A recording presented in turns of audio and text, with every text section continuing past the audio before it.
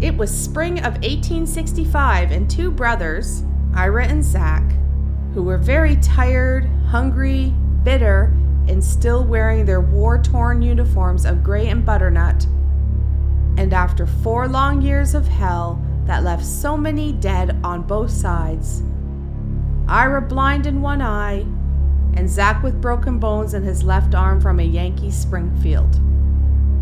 Being officers, they were allowed to keep their sidearms and mounts, and so with meager rations headed back to their homeland, which lay in waste along the way from that brutal war.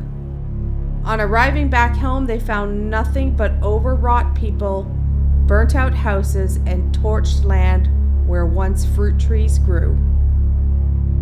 After years of rebuilding and trying to adjust to what they went through, they finally settled down. Or at least one did. Ira, the oldest brother, got married. He and his wife Beth had opened a general store in Tucson and raised 2 daughters. Zach, the younger brother, remained single and worked with ranchers in trying to protect herds of cattle from rustlers along the Mexican border. Since then, many years had passed, and now somewhat older, Zach joined the Arizona Rangers and was often mocked for still wearing his black powder revolver. "Get a new one," they teased.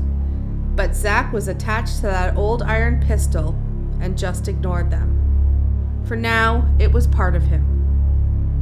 One day, on riding back to Tucson from Bisbee, Zach, with other rangers who had been chasing outlaws that were stealing cattle from ranchers and robbing from miners, arrived at Ira's store, only to find that Ira had been killed by an outlaw who had roughed up Beth and robbed their store of beans, coffee, and ammunition.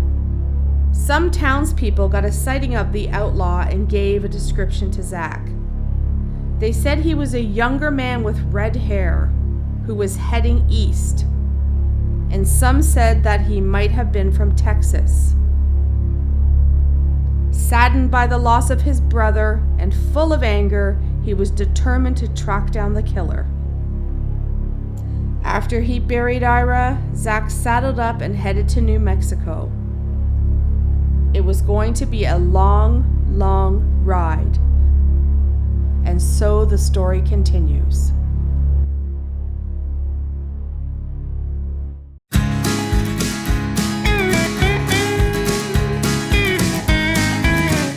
To the town of Agua Fria rode a stranger one fine day.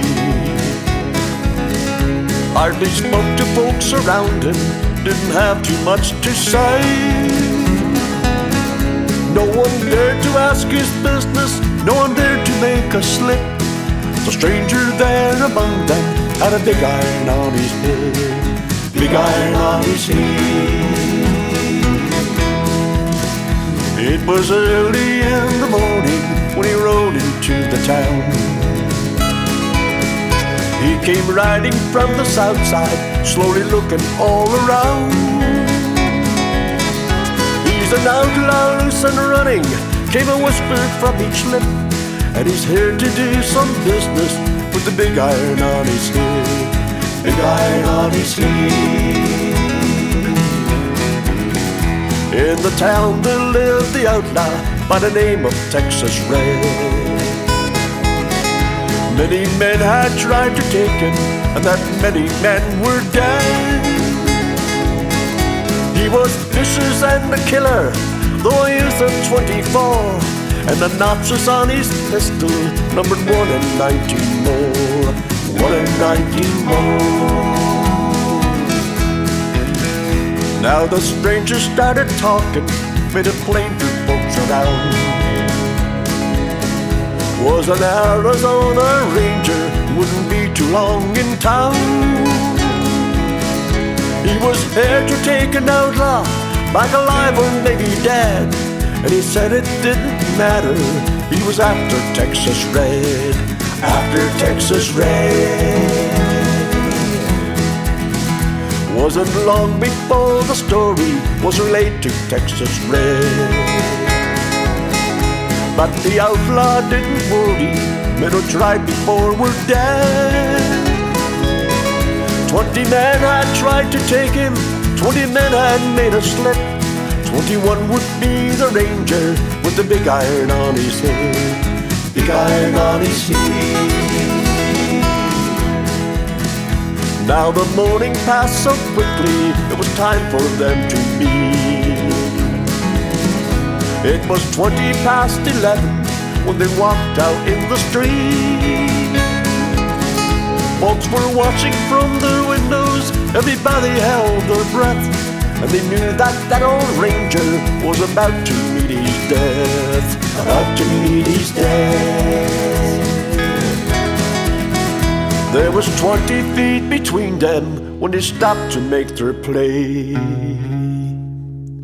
And the swiftness of the ranger is still talked about today. Texas Red had not cleared leather when a bullet fairly ripped, and the ranger's aim was deadly with the big iron on his hip. Big iron on his hip. It was over in a moment, and the crowd all gathered round. There before them lay the body of the outlaw on the ground. Oh, he might have won on living, but he made one fatal slip when he tried to match the ranger with the big iron on his head. Big iron on his head. Big iron, big iron, when he tried to match the ranger with the big iron on his head. Big iron on his head.